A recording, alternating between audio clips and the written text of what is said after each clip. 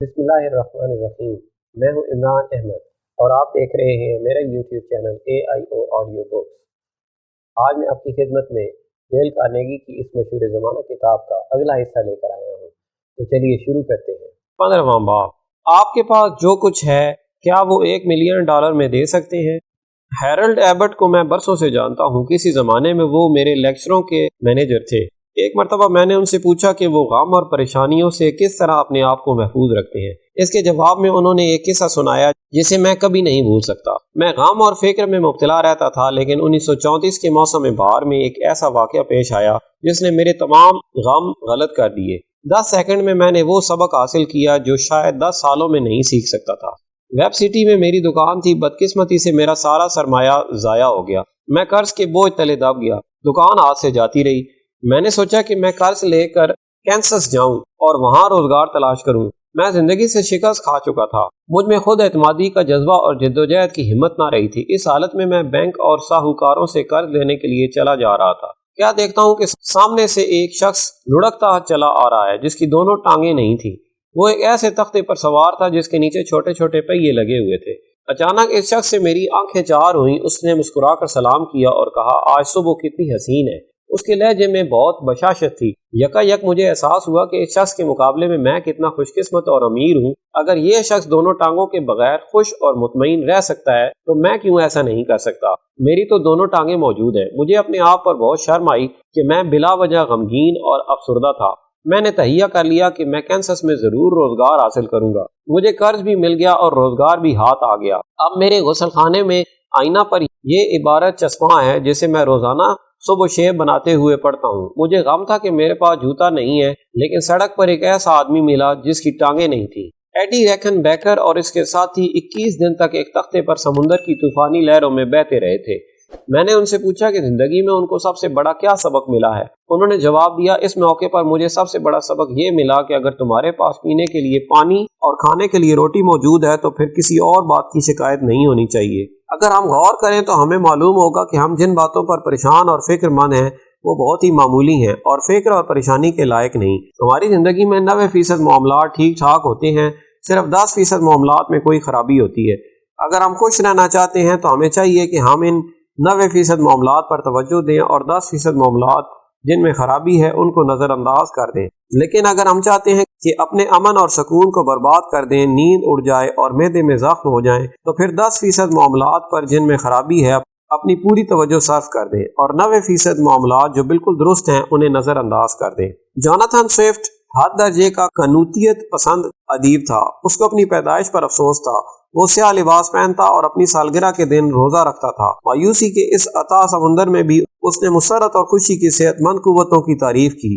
اس نے لکھا ہے کہ زندگی میں غذا، سکون اور مسرت سب سے بڑے ڈاکٹر ہیں۔ ہمیں ڈاکٹر مسرت کی خدمات ہر وقت مفت حاصل ہو سکتی ہیں، بشرطے کہ ہم اپنی بے شمار دولت پر جو قارون کے خزانے سے بھی زیادہ ہے توجہ دیں۔ کیا آپ اپنی دونوں آنکھیں 15 کروڑ روپے میں فروخت کر سکتے ہیں؟ آپ کے خیال میں آپ کی دونوں ٹانگوں کی کتنی قیمت ہونی چاہیے؟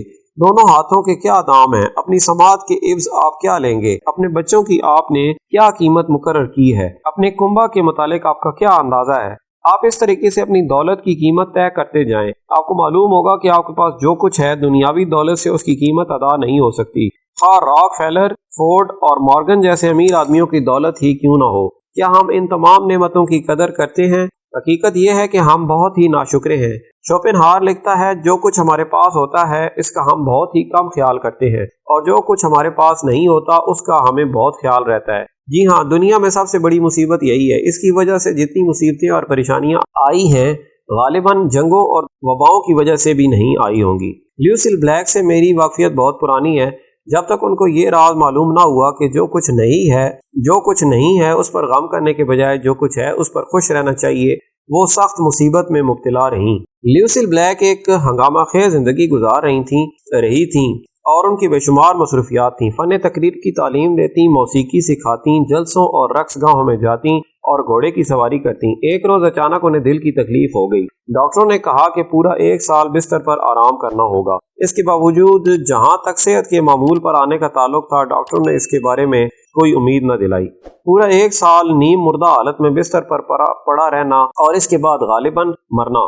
ان خیالات سے وہ سخت خوفزدہ تھیں. ان کا مزاج سخت چڑچڑا ہو گیا، لیکن ڈاکٹر کی ہدایت کے مطابق وہ بستر پر لیٹی رہیں. وہ بتاتی ہیں کہ ایک دن میرے مصور دوست مسٹر راڈلف نے کہا، 1 سال بستر میں گزارنے کو تم مصیبت نہ سمجھو، تمہیں غور و فکر کرنے اور اپنے آپ کو سمجھنے کا بہت اچھا موقع ملے گا. چند ماہ میں تمہیں وہ روحانی ترقی حاصل ہوگی جو تمام عمر کی کوشش سے بھی حاصل نہیں ہو سکتی. ان کا کہنا ہے کہ یہ سن کر میری طبیعت کو کچھ سکون ہوا. میں نے خیالات کو بلند کرنے والی کتابوں کا مطالعہ شروع کیا. میں نے ارادہ کر لیا کہ اپنے ذہن میں صرف ان خیالات کو آنے دوں گی جن کے ساتھ میں اس دنیا میں زندہ رہنا چاہتی ہوں، یعنی خوشی، مسرت اور صحت کے خیالات. اب ہر روز صبح اٹھتے ہی میں ان تمام چیزوں کا جائزہ لیتی ہوں جن پر مجھے خدا کا شکر ادا کرنا چاہیے. مثلا مجھے کوئی جسمانی تکلیف نہیں، ایک پیاری سی چھوٹی سی بیٹی ہے، آنکھیں سلامت ہیں، ریڈیو پر موسیقی سنتی ہوں، مطالعے کے لیے فرصت ہے، کھانے کے لیے اچھی غذا حاصل ہے، اور میرے عزیز اور دوست مجھ پر مہربان ہیں. ان خیالات سے میرا مزاج اتنا خوشگوار ہو گیا کہ میرے دوستوں کی آمد کا سلسلہ بڑھتا ہی چلا گیا، یہاں تک کہ میرے ڈاکٹر کو میرے کمرے کے باہر نوٹس لگانا پڑا کہ ایک وقت میں صرف ایک ملاقاتی آ سکتا ہے. یہ 9 سال پہلے کا واقعہ ہے. اب میں ایک مصروف اور بھرپور زندگی گزار رہی ہوں. 1 سال کا عرصہ جو میں نے بستر پر گزارا میرے لیے ایک نعمت ثابت ہوا. اس 1 سال کے دوران میں نے نعمتیں گننے کی جو عادت ڈالی تھی وہ اب بھی موجود ہے. میں ہر روز صبح ایک ایک نعمت کو گنتی ہوں اور ان کو ایک قیمتی سرمایہ سمجھتی ہوں. مجھے اس بات پر شرم محسوس ہوتی ہے کہ جب تک میں قبر کے کنارے نہیں پہنچی تھی مجھے زندگی گزارنے کا سلیقہ نہیں آیا. جو سبق لیوسل بلیک نے سیکھا وہی سبق 200 سال پہلے ڈاکٹر جانسن نے بھی حاصل کیا تھا. وہ لکھتے ہیں، ہر بات کا روشن پہلو دیکھنے کی عادت 1000 پاؤنڈ سالانہ آمدنی سے بہتر ہے. یاد رکھیں کہ یہ الفاظ کسی خوش باش بے فکرے کے نہیں بلکہ اس شخص کے الفاظ ہیں جس نے 20 سال فکروں، پریشانیوں، پھٹے کپڑوں اور بھوک میں گزارے اور آخرکار اپنے زمانے کا نامور اہل قلم اور مقرر ثابت ہوا.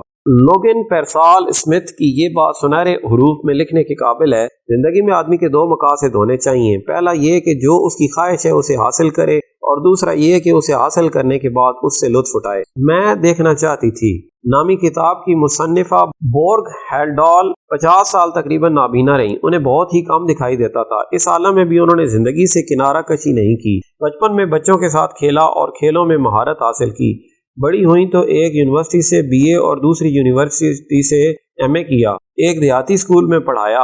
بعد میں ایک کالج میں ادب اور صحافت کی پروفیسر کی حیثیت سے 13 سال تعلیم دی. عورتوں کے کلبوں میں اور ریڈیو پر کتابوں اور مصنفوں کے بارے میں تقریریں بھی کی. 1943 میں ایک معجزہ ہوا. آنکھوں کے ایک آپریشن کے بعد وہ کسی حد تک دیکھنے کے قابل ہو گئیں. اب یہ دنیا ان کے لیے بالکل نئی تھی، خوشیوں سے بھری ہوئی تھی. وہ لکھتی ہیں کہ باورچی خانے میں برتن دھوتے ہوئے بھی مجھے لطف آتا ہے اور صابن کے بلبلوں میں قوس و قزح کے رنگ مجھے بہت ہی حسین محسوس ہوتے ہیں. انہوں نے باورچی خانے کی کھڑکی سے دیکھا تو اس وقت باہر برف گر رہی تھی. انہیں برف میں اڑتی ہوئی چڑیوں کے پر دکھائی دیے. صابن کے بلبلے اور چڑیوں کے پر دیکھ کر وہ اتنی خوش ہوئیں کہ اپنی کتاب میں لکھتی ہیں کہ میں دل میں کہتی ہوں، اے میرے پیارے خدا، میں تیرا شکر کرتی ہوں، بہت ہی زیادہ شکر. برتن دھوتے ہوئے صابن کے بلبلوں میں رنگ اور برف میں اڑتی ہوئی چڑیوں کے پر دیکھ کر خدا کا شکر. ہمیں شرم آنی چاہیے کہ اپنی زندگی کے کئی سال حسن اور خوبصورتی کی باہوں میں گزارنے کے بعد بھی ہم اتنے اندھے ہیں کہ ہمیں کچھ بھی دکھائی نہیں دیتا اور کسی چیز میں لطف محسوس نہیں ہوتا.